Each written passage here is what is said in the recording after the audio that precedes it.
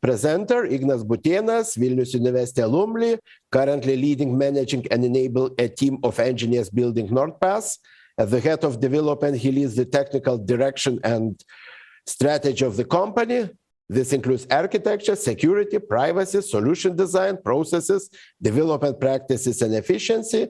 His main responsibility is to translate NordPass vision, mission, and product requirements into engineering actions and effort. And the topic of the presentation is Passwords 360 degrees, habits, hacking, and beyond. Please, Ignas, start. Hello, everyone. Really nice to meet you. It's pity that I'm not able to attend live, but well, that's nowadays how it is. I hope you're enjoying the day. I hope you're getting lots of knowledge and interesting insights and ideas. And today I would like to share some of the interesting things and facts and insights about the passwords. So let's get into. I will talk more about the passwords 360, habits, hacking, and beyond. The things you hear today will be more like intros for information, not going into the much of the details, but it gives you the direction where you have to basically dig in, understand more. I hope you will use this information to secure yourself or your clients, not hack, but well, you have to be aware of what is there, right? So let's get in. First, about myself. The introduction was perfect, so I have not much to add. I'm Ignas, leading the team of engineers in NordPass. Finished at Vilnius University, still remembering good times there. Thanks everyone who I met there and the teachers there. I also joined CERN after the university. Spent a couple of years there, chasing for Higgs boson. Luckily, we found it, we caught it, it's there. Then I moved to Skype, helped to connect people while the Skype was still converting from Skype to Microsoft. That was really crazy times over there. And then joined Uber to build the next generation Uber infrastructure. That was really exciting times too. I learned quite a lot, almost 5 years there. Taught me quite a lot of things. But then I joined Nord Security, and Nord Security is the company that unites multiple products. Most well known is the NordVPN, which is VPN solution. We have NordLayer, we have NordVL, we have NordLocker, and then we have a NordPass. And what is NordPass? Well, NordPass is the password manager. It's an intuitive, easy to use password manager built with the zero knowledge encryption. And we have solutions for the individuals and the businesses. Features, just to name few, it's just saving, generating, autofilling passwords, syncing passwords across the devices. We have applications for all the platforms that are there, basically mobile and the OS. And we have web access for those who don't want to install anything. We have an extension, of course. Then we have brief scanner, secure password sharing, really interesting feature, which is not common in password managers, is emergency access. And for the situations that are really unlikely to happen, but still you want to give the access to someone, to your secrets, and of course many more. So you're free to check nordpass.com, and let's spend more time here and dig into what we have to talk about. So the passwords. Firstly, we talk about the passwords and bad habits. Then we will look into the most common hacking types. Then let's see how we can be more secure and protect ourselves. And then I will have time for questions, and I hope you will have some interesting ones. All right. So the passwords. Passwords are everywhere right now. All the services you want to use online require you to create an account, log in, add additional data. So basically all the websites, all the apps, all the services require you to log in. And for login, what we usually use is username or email plus password. So the password is there everywhere. So it is a really important topic to talk, right? And it is really important thing in your daily digital life.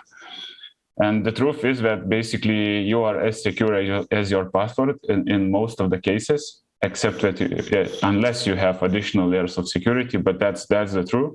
And another thing is like password is a very sensitive private data, but usually users are not treating it really properly, and that we have really huge problem there. Some of the some of the things we found interesting when we did top 200 passwords research globally. Basically, the researchers, NordPass team united with the independent researchers, analyzed more than 4 terabytes of database.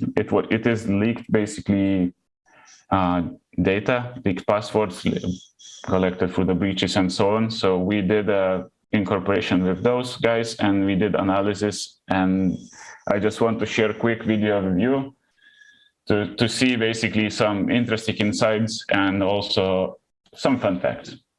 All right, I will share the computer sound, and let's play the video.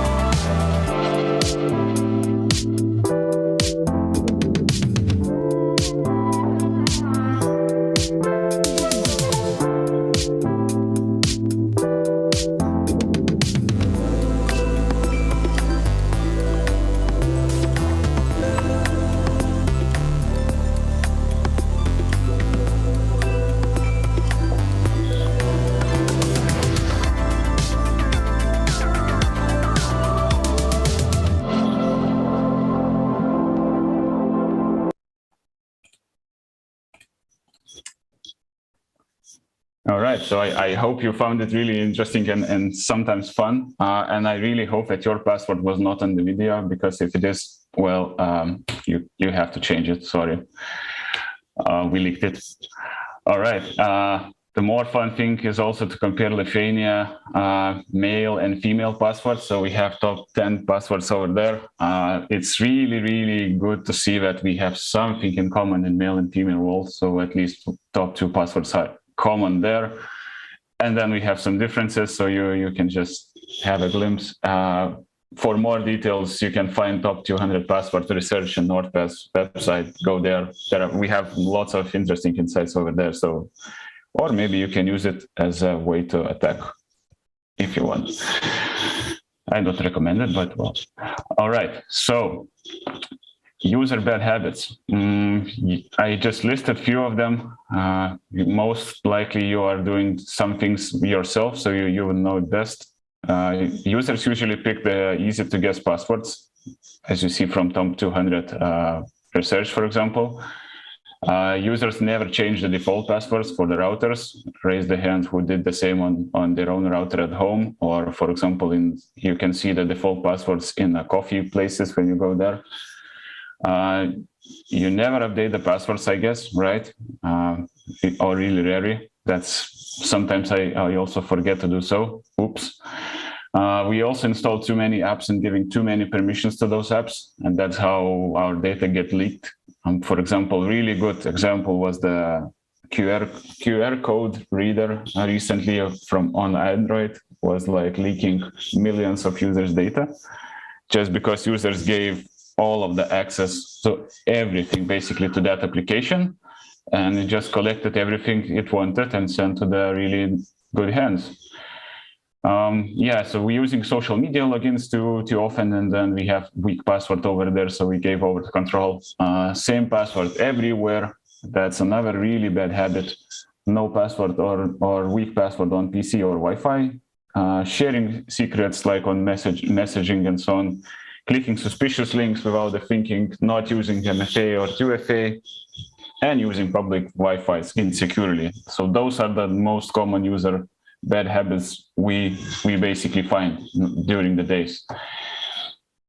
And then, of course, we are not the smartest ones in there, yeah, right? So hackers are also smart guys, and they are using such insights and also interesting ideas and facts to basically construct the attacks. So we have most common attacks over there, and I want to go quickly through all of them, so you would have the context, what is there, what is waiting for you, if you're not keeping your password secure. So first one is the most basic one, and it doesn't require any sophisticated tools, nothing. You just go there, find the leaked passwords, and try to guess it on one of the systems. So you try, for example, your victim's email, and you just pick one of the passwords you found somewhere, which is like, for example, most popular one. So that's it. That's the simple attack, and you would not believe it works. Sometimes it works. The more sophisticated one, of course, and what is interesting, it is like 60% of all cybersec attacks are phishing and social engineering attacks. So this is really a huge thing. And I bet that you constantly getting lots of emails, lots of like phishing emails to your spam inbox. Luckily, it's going to spam. Some of them are so sophisticated, so they are avoiding spam filters and they're getting into your inbox, for example, and then you have a problem. And most of the like not so security aware people get into those problems, and they open their own secrets to hackers quite easily. So usually attack looks like someone tries to pretend as some other person or company or website. They construct usually really quality fake, for example, website where they have all the login information, all the status, all the data they want to collect from you. So all form is there. So you go there, for example, you enter the data, you get error that login was not successful, but what happened in the background, that hacker basically got your sensitive data. And we have spear phishing, whaling, voice phishing, offline phishing. There are more phishing and social engineering types, but those are the common ones, and basically some of them targets for individuals. Whaling targets senior executive at the companies, and the more senior you become in the bigger company, the more attacks you get, and the more like data is collected about you. And the voice phishing, when the famous joke is when someone calls your dad and says that, okay, something happened to you. And then offline, meeting you in person, or, for example, glimpse into your screen through your shoulder on the train. That's also an attack. Another thing is malware. So three main types is keyloggers, screen scrapers, installing unwanted applications. So the keyloggers, I think, quite clear for everyone here. So they collect, if you install like some bad application on your mobile phone, computer, tablet, whatever. Or, for example, if you, I don't know, even PDFs, for example, can be really dangerous. If it has malicious code inside, you open the PDF, you install some really bad thing on your machine, and somehow, right, you get the keylogger enabled. So it just collects all the keystrokes and sends to the attacker all the information there. Screen scrapers doing the same, but just the screenshots. They're doing screenshots and then sending to the attackers. And then also installing unwanted applications, which means like a hacker forces you or tricks you into installing the application, which might look really nice, like QR code reader, as I mentioned, but then actually does different things what you expect, or at least in the background, it does different things what you know it is doing. Another interesting attack is credential stuffing. This attack is not targeting person one by one, but usually attackers are organizing attacks against hundreds or millions of accounts at the same time. It really depends on the resources they have. If they have a lot of the, I don't know, machines on their own, like the network of machines is infected machines, or they control lots of machines, so they can organize attacks for millions of accounts at the same time. For smaller scales, it's hundreds or thousands. Statistically, those attacks, according to the Cloudflare research, those attacks has a success rate around 0.1%. Well, it means if you try on 100 accounts, so at least one you will get it. And just to name the number, basically on what databases they operate, because how it works, the attacker collects the stolen login credentials and just run through all of the victim services, for example, at once, trying the same login information like email and the password. So to understand like the capabilities of attackers, so in 2020, there were 137 billion data breach records leaked and accessible to the sophisticated attackers. So basically they can run through this amount of data and try to attack all the victim services. That's an amazing amount, and success rate for them increases every year because the leaked and breach data breach record leaked number increases every year. Like I think from 2019 it increased by 141%. So it means like we don't have the statistic right now for them to update it, but it will be the bigger number. Okay, next attack is dictionary attack. So how it works? And firstly, it usually focuses on one user at a time. Of course, you can run in parallel, but usually we start to collect data about the user itself. Obvious things like, name, surname, birthday, maybe pet name, your mother name, your town, your hobby, whatever. All of those like simple, accessible facts, because you expose them like yourself easily on social networks and so on. Then attacker does the password generation. So it tries different combinations of those simple facts they find. And it ends up with the generated list of the generated passwords. It might be quite a lot of generated passwords. And then you just try it out on your account. Pretty simple. It requires a bit of tooling. Tooling is there and it's accessible to everyone. So it's not the blocks or showstopper. So yeah. Be careful about what data you expose because it can be used to generate the passwords. Spidering is the basically extension of the same dictionary attack or the brute force attack. It's just more sophisticated one because it starts to scrape all the information in more sophisticated ways, like from social networks, right? From your company, for example, page, your company info, your company profile, your company role, your hobbies, your girlfriend hobbies, your wife's hobbies, your kids' school, everything is like they scraping basically information from everywhere to generate even smarter dictionaries for password cracking. So they have pretty huge database. Of course, it requires, again, even more sophisticated tools, but they can generate smart passwords. And then they attack you like really in parallel to all of your systems they want. It includes email, social networks, banking, whatever you can imagine. But if they generate it and they put a lot of effort to generate it, then they will for sure try to use it. The last one I want to mention is the rainbow table attack. The principle is really easy. So we usually store passwords in like hashes, right, in the databases. I hope you're not storing plain text. Well, we saw plain text storing companies in our like history of the research, and we still seeing it leaked that the companies are storing plain text passwords in the databases. I hope if you're doing something, you're not doing this thing. So yeah, hashes. There are multiple algorithms to create hashes. Like previously MD5 was really popular. Right now it is not because it can be cracked. So people are switching to more sophisticated ones, but still, not everyone at the same time. Someone still forgets to add the salt. Someone adds really strong salt, and then they are not part of the attacks because, well, strong salt makes this rainbow table attack really, really difficult, and people just stop there.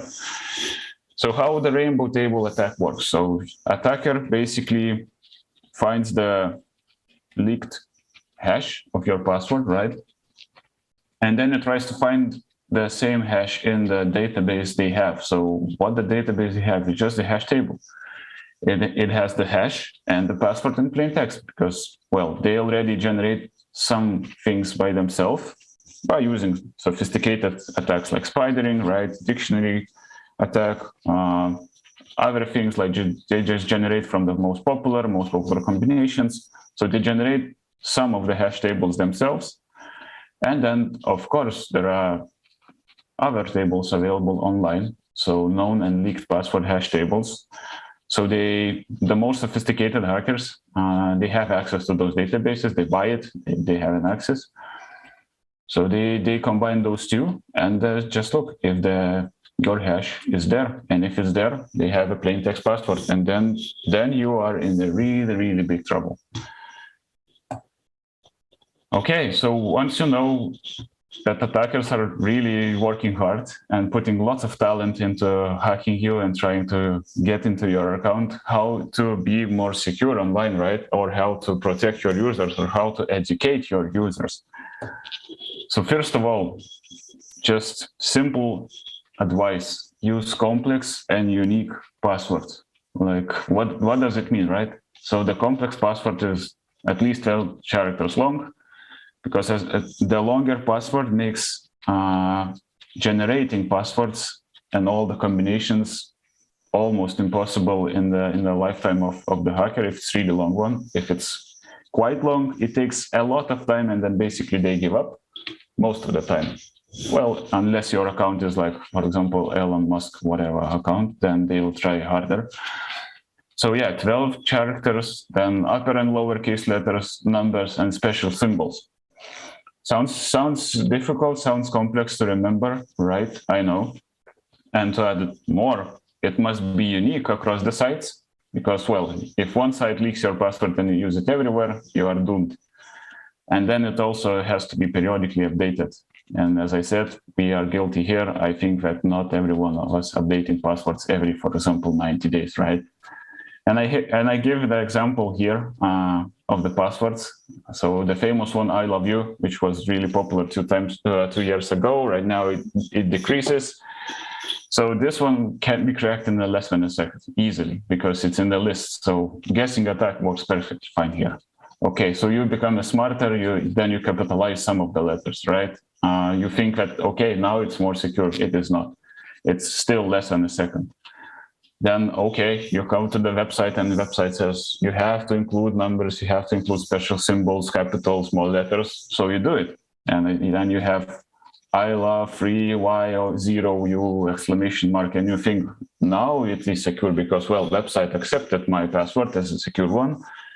And that's a good one. It is not. It is still manageable in seconds, to crack it in seconds. Because again, to change, you're not the smart person in the world alone changing E to 3 or O to 0. So hackers still can do it pretty easily and then add additional one symbol as a combination at the end. It's pretty simple task to nowadays. So yeah, it's easy to crack. And then the last one, the green one, I love you to the sky. Basically, it all has everything that I mentioned for the complex password. And yeah, of course, the beginning, it's quite easy to generate, but then the end makes hacker life painful because you have to generate quite a lot of different passwords to match it. So yeah, that's already complex and secure password to use. But as more passwords you generate, as I mentioned, it has to be unique, right? And it has to be complex. So I'm not sure like who of you can remember more than like 20 complex passwords from the head daily, and then understand which one has to be updated and when. So here is where password managers comes to help.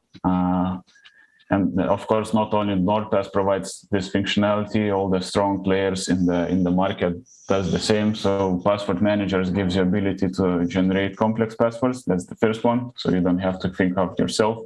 You can generate as long passwords as you want. That depends on you. Store them and sync across the devices securely without for example, zero knowledge technology architecture doesn't open the passwords to anyone else except you.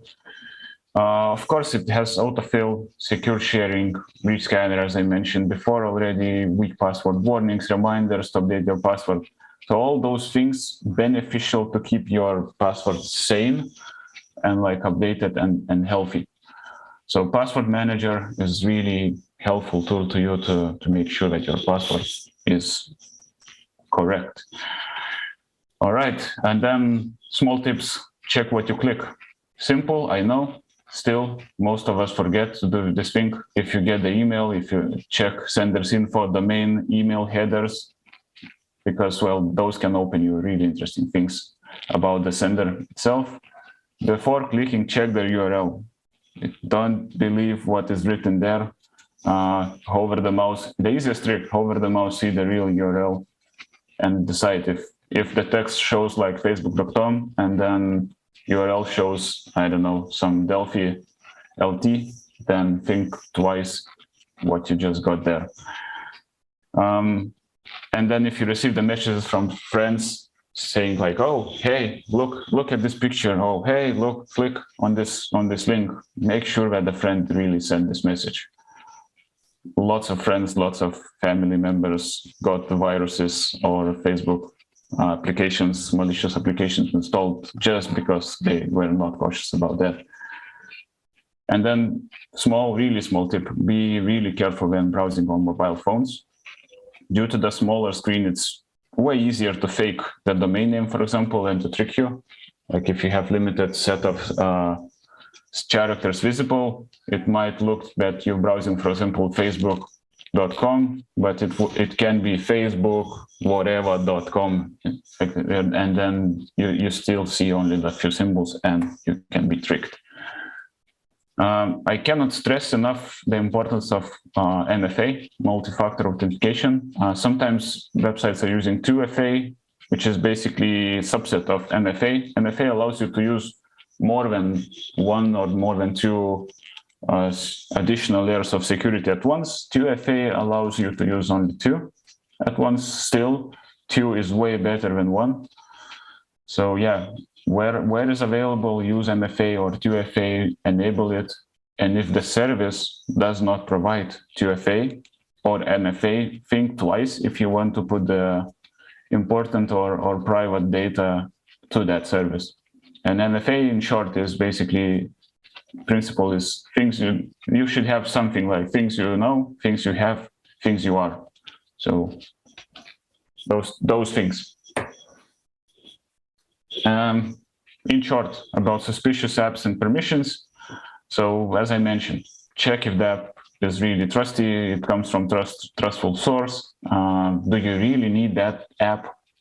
Do you really know why they ask so many permissions? Then also, do you really want to authorize the application to all of your, for example, social networks? That's because social networks are usually really sensitive things. So do you really want to give the authorization to an application? And then always make sure that you install the latest updates for the operating system browsers and mobile security. I know it sounds trivial, though we still forget about it. One of the last things is about open Wi-Fi's. I really think that most of you are really happy, especially during the traveling. For example, when you travel somewhere, you find open Wi-Fi available in the train, in the bus, in the airport, or whatever, in some coffee place, on the street, whatever. It depends on the country. And then you become really happy, like, yeah, nice, I will use it. And then you browse it without like thinking what you're doing. Open Wi-Fi's can be even opened by the attackers themselves. There were multiple examples and articles about it. So basically, except of all those other threats, the biggest threat is that attacker can be man in the middle. So they can intercept your traffic and then get everything from there what they want. So be really conscious when you're using public Wi-Fi, be really conscious about opening the sites you want to open and where you log in, because you never know who is watching you. What can help you here is the virtual private networks like VPN. I really expect that most of you know about VPNs. The principle is simple. It just encrypts all of the internet traffic, and then if the man in the middle catches it, then it's encrypted, and it's really hard to use for their own needs. And that's pretty much it, what I had. I think I am on time, and I still have quite a lot of time for the questions.